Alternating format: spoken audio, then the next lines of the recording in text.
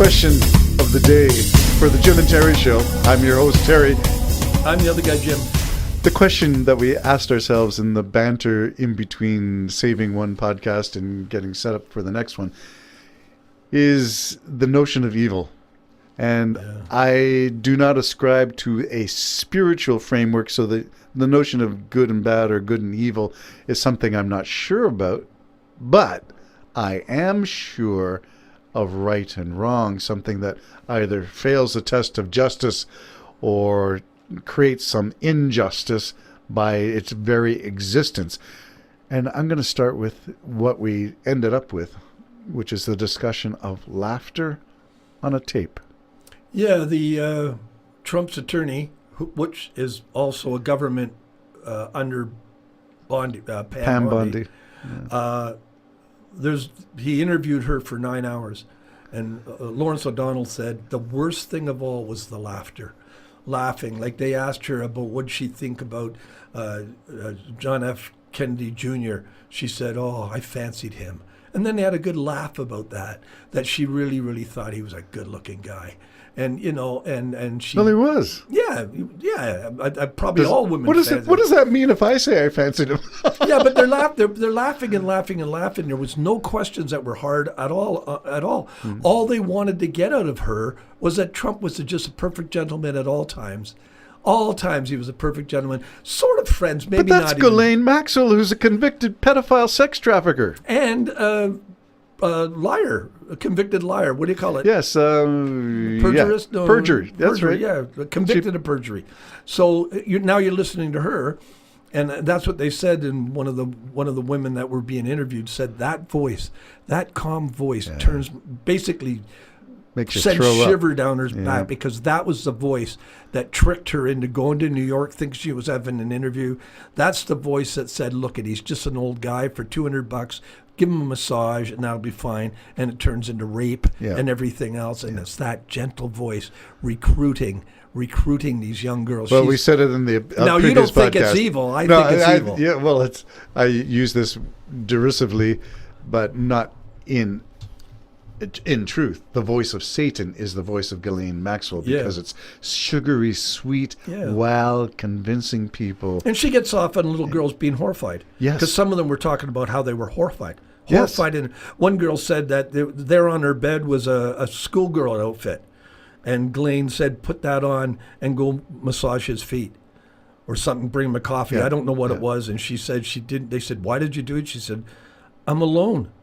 I'm out here alone. What if they just throw me out the door? I don't even know where I am. Well, that's the other thing, is the victims were carefully recruited and chosen because they were struggling children. Yeah. And they're the weak and vulnerable. Yeah, one of them's parents were homeless. Well, so, geez, I mean, they picked the weakest. Yep. As long as they had little bodies that were, to suit their purposes.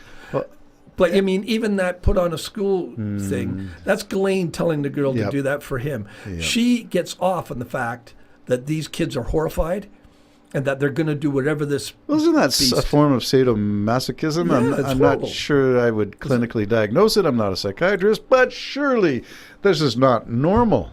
Well, let's not forget that also Ghislaine Maxwell, she had over $30 million in her account. Oh, my. So if she gets pardoned, she ain't going to no poorhouse. Yeah.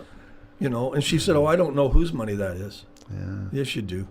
Well, let's talk about Lawrence O'Donnell and his program, because both you and I are old school enough to appreciate his form of reporting. Yes. And he does his due diligence, which is not something every...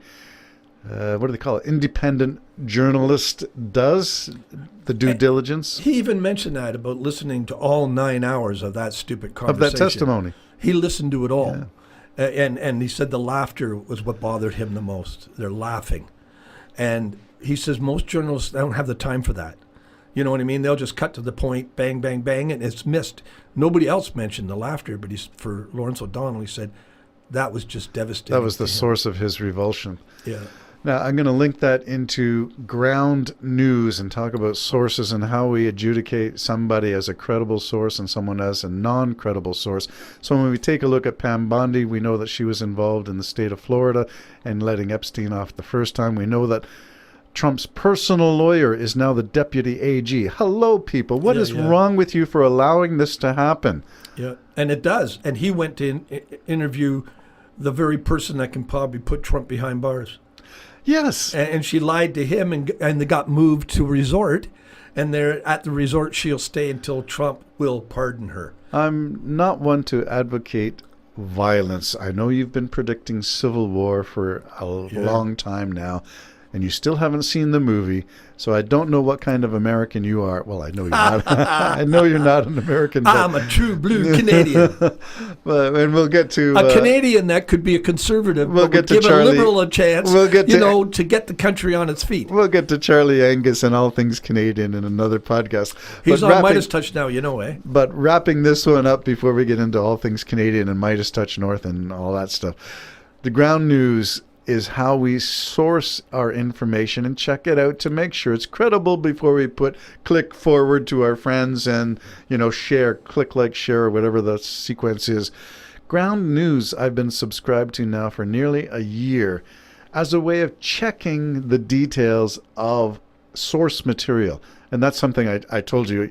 AI is doing it. Ground news does that. It sorts it all into these buckets of left, right, middle, credible, non-credible, the authors, whether they're reliable authors or trained journalists or not, whether they're more opinion than fact. All of this stuff is sorted out by AI. Ground news does it all for you. And Boy, we should get paid for this. I was telling you, I spent how many years doing my degrees, being trained in critical thinking and how to check my sources of my documents that I was considering reliable. Why did I consider them reliable? Ground news does it all for you. And you were saying somebody uses ground news that you were... Midas Touch people use ground news all the time. Ben Mycelis and ground news. Okay, I use it. I swear by it. So please, if you're link in the description or type it in yourself, ground news, subscribe, not because I'm right and other people are wrong, but because we all want to get closer to the truth in all these things that are flying around the public sphere. I mean, you and I just have our coffee and all we know is what's in the public record, public domain. So we rely on filters. We rely on experience and history, and we rely on people who are going to, dare I say it, curate? Because if we say curate, then that means, see, we're not doing it for ourselves. Somebody else is curating it for us. No, we curate our own news too. We use our own filters, which is why you are saying give Mark Carney a chance. Yeah, he's up against something that no other person has been up, maybe Trudeau in Canada, but Carney's not stupid. Now, he may make mistakes. I even said give Trump a chance when he first went out his first thing. That lasted about a month. But Carney, I think we need to give him a chance. That's what I was trying to say. As a true Canadian, I could still be a conservative and say at this particular time he might be the best man. And some of the arguments against him are just totally not fair. I mean, Congress isn't even, the government isn't even in session yet. Not until the 15th, I believe, of September, where he'll be introducing some probably very controversial things. Belt-tightening measures. Well, because we're in a situation where we have a madman leading a country south of us who already has stated he wants to financially destroy us unless we become American. That's what Carney's up against. So he's got to make other pathways, other ways out. And he warned us even when he was running. He said, it's changed. It's different. It's not the same. And use your wisdom, everybody. It's not the same. You got a madman down there. Even if he goes away, you still got a problem down there for many, many, many years to come. And so Carney's going to have to do things extraordinary. He might even have to do things rather controversial. You know, for instance, he had a talk with Trump. No papers were delivered, nothing. But Carney says, not until it's important enough am I going to worry about going down there and visiting him. And so the meeting might have been the same old crap, and Carney's just not going to entertain it. So, and the United States didn't release anything either, but That's controversial, but you're dealing with a madman. Trump So wants a can't- photo op. You can't reveal your hands. No. So it's different than it was Yeah. before. So everybody relax and cut some slack here.